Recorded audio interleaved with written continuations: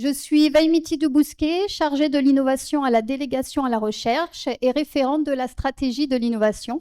Et j'ai le plaisir d'animer cette séquence qui va être découpée en 2 étapes. Tout d'abord, une présentation réalisée par le président de la SAT Accélère, que vous avez déjà vu ce matin, et la responsable contrat et valorisation de l'Université de Montpellier. S'en suivront 2 retours d'expérience de partenariat public-privé de Polynésie française fructueux, donc des retours d'expérience par les acteurs académiques et économiques partenaires de ces projets. Donc, je vous laisse la parole. Merci. Alors, bonjour à tous et tout d'abord, merci beaucoup à l'équipe du projet NITI pour cette invitation à participer, à intervenir sur les NITI Innovation Days. Alors, pour commencer sur cette séquence sur les partenariats publics-privés, on va vous présenter ce qu'est un service de partenariat et de valorisation. Les services de partenariat et de valorisation sont au sein des établissements publics, que ce soit les universités ou les organismes nationaux de recherche, des services d'appui à la recherche et qui ont pour rôle de permettre à ces établissements, dont la mission de service public de recherche et également la mission de valorisation, de permettre un appui donc aux chercheurs pour qu'ils puissent effectuer des partenariats et valoriser leurs recherches. Donc notre rôle principal, ça va être la recherche de financement, donc de vous accompagner à la réponse aux appels à projets, au montage des appels à projets. On va également mettre en place des contrats de recherche, c'est-à-dire qu'on va les négocier avec les partenaires publics ou privés afin de sécuriser au maximum tous les projets de recherche. On va aller ensuite sur tout ce qui est protection et valorisation des résultats. Donc là, l'idée, c'est vraiment de vous accompagner pour définir une stratégie dans le cadre de votre partenariat ou même dans le cadre de recherche en propre au laboratoire. Et enfin, on va intervenir pour l'accompagnement sur la création et la participation à une entreprise. Donc voilà, ces services, c'est vraiment la porte d'entrée pour que ce soit pour un partenaire qui souhaite effectuer un partenariat avec un établissement public ou que ce soit pour un chercheur qui souhaite valoriser sa recherche. Alors, OTT, c'est un office de transfert de technologie. Donc, la SAT Accélère est un OTT et elle est également une filiale de l'université. Et donc, la mission de la SAT, elle va être totalement complémentaire à celle du SPV, puisque nous, on n'accompagne pas les projets de recherche, mais on accompagne les projets de transfert de technologie. Donc, le rôle de la SAT, ça va être en lien avec l'université. Première étape, de détecter et de valoriser les résultats issus d'un programme de recherche. On va, pour l'étape suivante, on va accompagner et soutenir les chercheurs. On l'a vu ce matin, il y a des étapes à respecter dans le processus de transfert de technologie. Il ne faut surtout pas publier avant d'avoir protégé ces résultats. Donc ça, c'est une première étape clé. Comment on peut accompagner le chercheur dans une démarche de valorisation ou d'innovation en protégeant les résultats. Alors, il y a tout un arsenal, on va dire, de dispositifs. On en a parlé ce matin, les brevets, mais pas uniquement. Il y a des savoir-faire qu'on peut protéger. Il y a ce qu'on appelle les certificats d'obtention végétale, par exemple, pour protéger des nouvelles espèces dans le secteur des végétaux. Il y a des dépôts de logiciels qui permettent de protéger des logiciels et de pouvoir avoir la paternité de certains développements logiciels. Donc ça, c'est une étape sur laquelle l'OTT va pouvoir intervenir et réaliser toutes les démarches au niveau des cabinets de propriété intellectuelle pour protéger ces résultats-là. Ensuite, l'OTT, et notamment les SAT, elles investissent, donc là c'est financièrement, dans ces projets d'innovation à un stade très précoce, ce qu'on appelle, on le verra, il y a d'autres ateliers, hein, la prématuration, la maturation, pour augmenter la maturité du projet d'innovation qu'on souhaite développer. Donc on va investir pour avoir ce qu'on appelle une preuve de concept, c'est-à-dire un prototype, que ce soit un produit, un service. On va vraiment prototyper le projet d'innovation pour préparer les étapes suivantes encore, hein, parce qu'il y a tout un process. Ça, c'est des étapes qui sont réalisées par l'OTT. Et ensuite, on fait le transfert de technologie. Alors, il n'y a pas 50 manières, hein, de faire un transfert de technologie. Il y en a, de mon point de vue, 2. Il y a soit la création d'entreprise, donc on fait du transfert de technologie par création d'entreprise, donc c'est une start-up, ou on transfère vers une entreprise qui est déjà constituée, une TPE, une PME notamment. On fait très peu de transferts vers les ETI, les grands groupes, pour des questions que j'évoquerai plus tard. Finalement, cet acte de transfert de technologie s'inscrit vraiment dans une logique de participer à la croissance et au développement économique, puisqu'on va créer un produit, un service qu'on va mettre dans un véhicule qui va être un nouveau véhicule, hein, la start-up, la PME, qui va continuer à investir pour amener le produit sur le marché. Et donc, finalement, on en parlera encore cet après-midi, il y a tout un continuum d'accompagnement et d'investissement qu'il faut très bien cartographier. On en parlait, hein, ce matin, un écosystème d'innovation qui va être durable et prospère. C'est un écosystème d'innovation où on a pensé le continuum d'accompagnement, notamment financier. Et les financements ne sont pas du tout les mêmes, hein. C'est-à-dire les premières étapes, c'est des investissements et de l'argent qui vient de certains fonds, on va dire, qui sont plutôt spécialisés, ce qu'on appelle early stage. Et puis, plus on avance, plus on va utiliser des fonds qui peuvent être des business angels, du capital risque. Enfin, il y a tout un tas de dispositifs, mais on en parlera dans l'après-midi. Alors, là, c'est un peu le résumé de ce que je viens d'expliquer, hein. Le transfert de technologie, c'est vraiment le passage du résultat scientifique au produit, avec un seul objectif, c'est de commercialiser le produit pour le positionner sur un marché. Et donc, une SAT, puisqu'on est à l'université, elle va être plutôt spécialisée dans le transfert de technologie public-privé.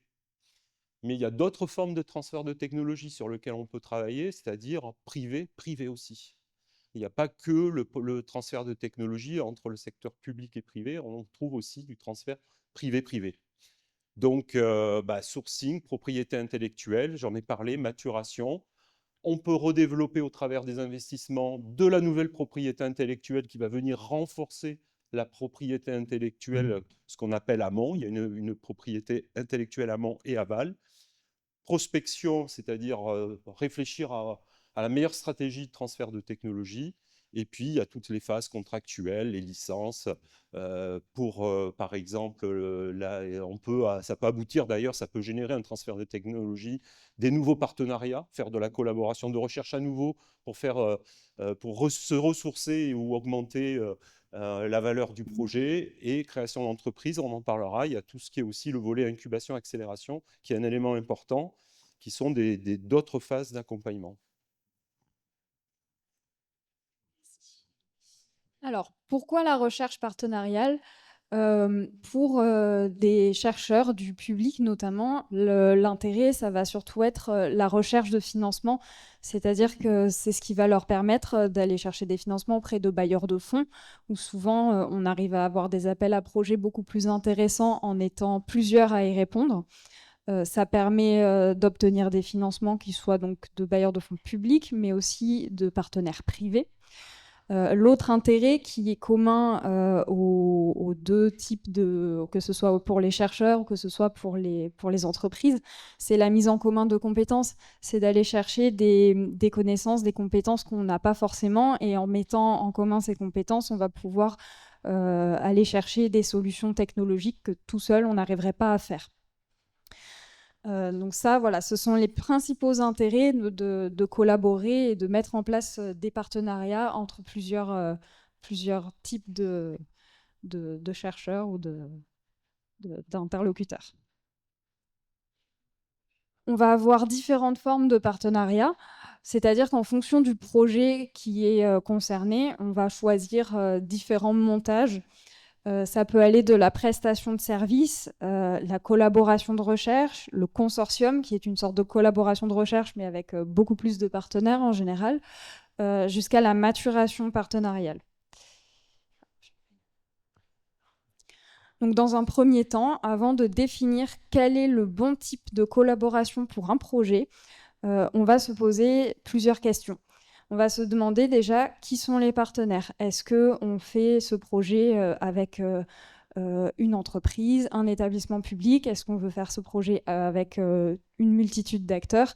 Quelles sont les compétences dont on a besoin? Qu'est-ce qu'on a besoin pour ce projet? Donc voilà, on va chercher à définir qui va travailler ensemble.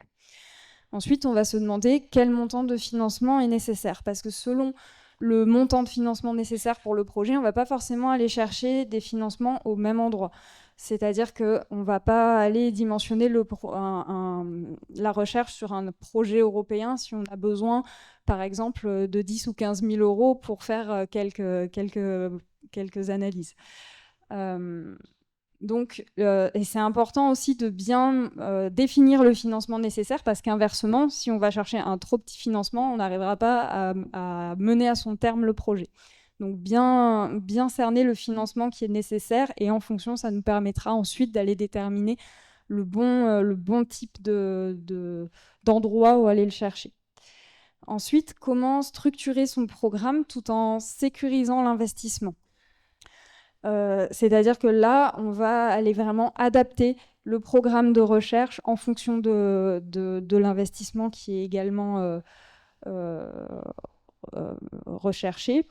On va aussi calibrer le projet par rapport au marché qui est visé. Est-ce que tu veux compléter sur cette partie?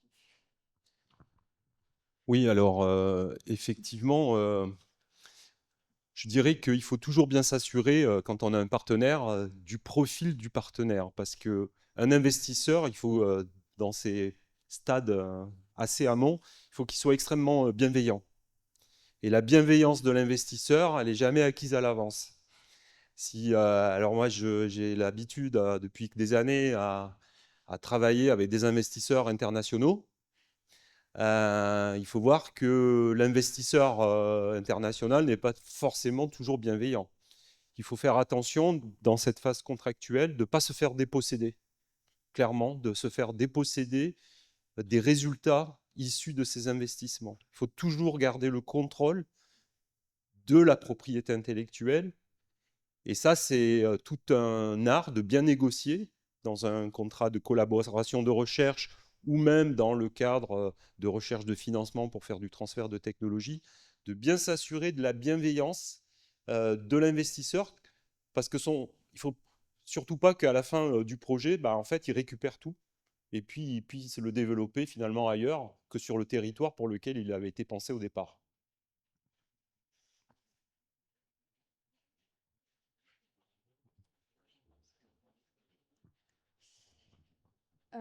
Alors bien sûr, on a conscience que toutes ces questions-là, c'est pas forcément le cœur de métier d'un chercheur. Donc c'est pour ça que nos services sont là justement pour vous permettre de passer à travers toutes ces étapes. Et les quelques bonnes pratiques qui vont vous permettre de bien réaliser toutes ces étapes, ça va être de contacter le service de partenariat de votre établissement, ou de l'établissement avec lequel vous souhaitez collaborer si vous êtes une entreprise. Ça va être de penser à mettre en place un accord de confidentialité avant de parler de sujets qui peuvent concerner votre recherche et être potentiellement confidentiels. Parce que si on divulgue trop tôt, on prend le risque que tout simplement les informations ne nous appartiennent plus et qu'après quelqu'un d'autre puisse les utiliser. Et enfin, ne parler que de science, c'est-à-dire que ne pas commencer à aller négocier du financement trop tôt dans le projet sans avoir bien calibré avant ce projet, et s'appuyer sur le service de partenariat de votre établissement ou sur votre service juridique dans le cadre d'une société, c'est être sûr que la négociation va pouvoir être vraiment calibrée en fonction de votre projet. Alors, on va faire un petit focus sur les différents types de partenariats dont on vous a parlé. La prestation de service, ça va être vraiment un contrat qui consiste, on ne va pas faire d'activité de recherche à proprement parler. L'objet, c'est de mettre en œuvre un savoir-faire qui est déjà existant pour effectuer des travaux pour le compte d'un partenaire. Alors, ça peut être un laboratoire de recherche public qui va effectuer une prestation de service pour le compte d'une entreprise. Ça peut être aussi l'inverse, ce qui c'est un peu moins souvent le cas, mais ça peut arriver aussi. Donc, on ne va pas avoir d'activité inventive. Là, on met en œuvre vraiment un savoir-faire qu'on maîtrise pour obtenir un résultat qui va appartenir forcément à celui qui paye la prestation pour avoir ce résultat. C'est pour ça que c'est important qu'il n'y ait pas d'activité inventive, parce que sinon, ça veut dire qu'on s'engage à créer un résultat peut-être brevetable et à le céder avant même d'en avoir évalué le potentiel. Donc, en termes de financement, étant donné que le résultat va appartenir à 100% à celui qui commande la prestation, on va avoir un financement qui va être à 100% pris en charge par celui qui commande la prestation. En termes de publication, ce qui peut être intéressant pour le laboratoire, c'est qu'on va prévoir dans ces contrats une autorisation pour que les chercheurs du laboratoire puissent publier. Alors bien sûr, avec l'accord du propriétaire des résultats, du partenaire, et en faisant en sorte de respecter bien sûr ses travaux à lui et de ne pas porter atteinte à ce que lui pourrait faire ensuite des résultats. Mais voilà, ça reste une possibilité. Ensuite, la collaboration de recherche. Alors ça, c'est un contrat qui a, à l'inverse de la prestation, vraiment pour objet de porter sur une activité de recherche. Là, l'idée, c'est d'aller développer des connaissances nouvelles, de développer des résultats nouveaux. On a un aléa sur la collaboration de recherche qu'il y a beaucoup moins sur la prestation de service, voire pas du tout, dans le sens où on n'est jamais certain qu'on va arriver à développer un résultat qui sera, par exemple, brevetable. En raison de cet aléa, on va avoir un financement qui est partagé. C'est-à-dire que si on est un établissement public et qu'on collabore avec un partenaire privé, en général, il va y avoir un apport financier du partenaire privé au projet commun, mais il ne va pas couvrir la totalité des coûts du contrat. La conséquence, c'est également que les résultats du projet vont être en copropriété entre les partenaires. Et ça, c'est quelque chose qui est très important parce que forcément, ça aura un impact au moment de valoriser, dans le sens où si on est en copropriété avec le partenaire, généralement, pour l'exploitation, ça va plutôt être le partenaire privé qui aura la possibilité d'exploiter. Ce sont des termes en fait que l'on prévoit dans le contrat de collaboration, sachant qu'en tant qu'établissement public, on a rarement vocation à exploiter directement des résultats, donc on laisse cette possibilité-là aux partenaires privés. C'est aussi la contrepartie à son apport de financement. En termes de publication, on aura les mêmes règles que la prestation de service avec un peu plus de souplesse parce que là, on est copropriétaire des résultats, donc il y aura toujours une nécessité que l'ensemble des propriétaires soient d'accord pour publier, mais on a quand même un peu plus de droits pour publier, sachant qu'il y aura toujours le point de vigilance de ne pas publier trop tôt, parce que sinon, après, on ne peut plus protéger. Ce qu'on aura l'occasion de voir sur l'intervention sur la propriété intellectuelle. Bon, voilà. Pour la collaboration de recherche, c'est un contrat qui se prête à différents types de projets. On va avoir des collaborations de recherche vraiment, par exemple, on va pouvoir prévoir qu'il y a un accueil de personnel chez un des partenaires ou pas. On va pouvoir prévoir que la collaboration va porter sur une thèse, qu'il s'agisse d'une thèse financée dans le cadre d'une CIFRE ou pas forcément. On va avoir vraiment une souplesse dans ce contrat qui nous permet de prévoir différentes choses. Le consortium, Ça, c'est un type de partenariat qui va découler d'un financement extérieur. C'est-à-dire que quand on va répondre à un appel à projet, que ce soit par exemple à l'Europe ou à l'ANR pour aller avoir un financement par ces organismes, ensuite, il y aura entre les partenaires un accord de consortium qui est très similaire à la collaboration de recherche, à la différence qu'il y a souvent beaucoup plus de partenaires, donc les termes du contrat vont aller un peu plus dans le détail pour couvrir justement les relations, que ce soit entre tous les partenaires ou bilatérales, si par exemple seulement 2 partenaires au projet obtiennent un résultat n'impliquant pas les autres. On ne va pas rentrer dans le détail, mais voilà, c'est vraiment très similaire à la collaboration. L'objet, c'est de développer des connaissances nouvelles et de pouvoir avoir vraiment une activité de recherche. Il y aura aussi une différence sur le financement, étant donné qu'il est issu de tiers et non de partenaires au projet. On va avoir un peu plus de lourdeur sur la justification financière du projet. On va avoir vraiment besoin de faire un suivi des dépenses beaucoup plus approfondi. Donc voilà, ça c'est le point de vigilance sur ce type de partenariat.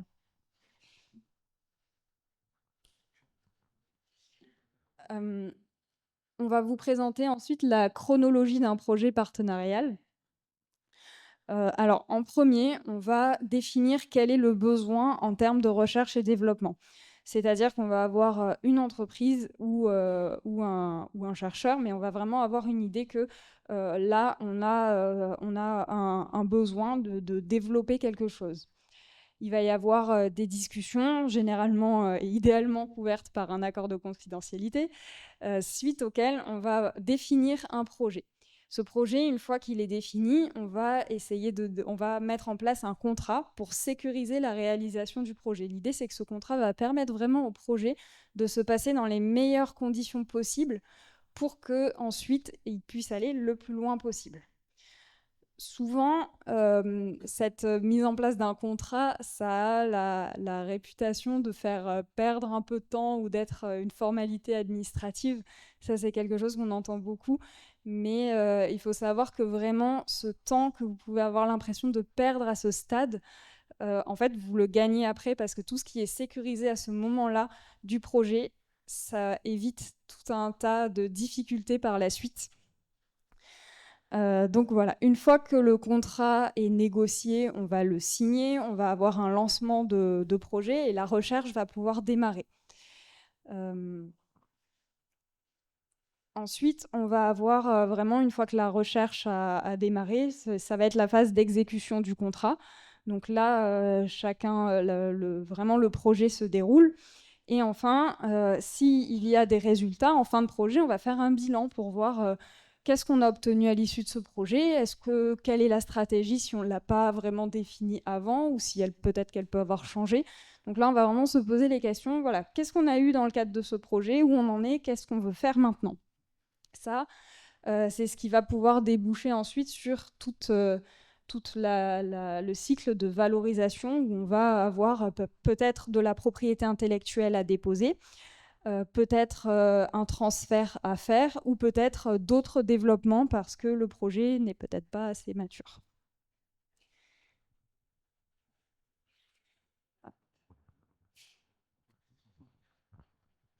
Alors, quand le projet n'est pas suffisamment mature, pour, pour prendre le lien logique de ce que vient de dire Léa, ben, on envisage de faire de la maturation partenariale. Maturation partenariale, c'est quoi? Donc, il y a eu un contrat, c'est un exemple, un contrat de collaboration de recherche. Il s'est déroulé pendant 6 mois, 12 mois, 24 mois. On arrive à générer des connaissances nouvelles.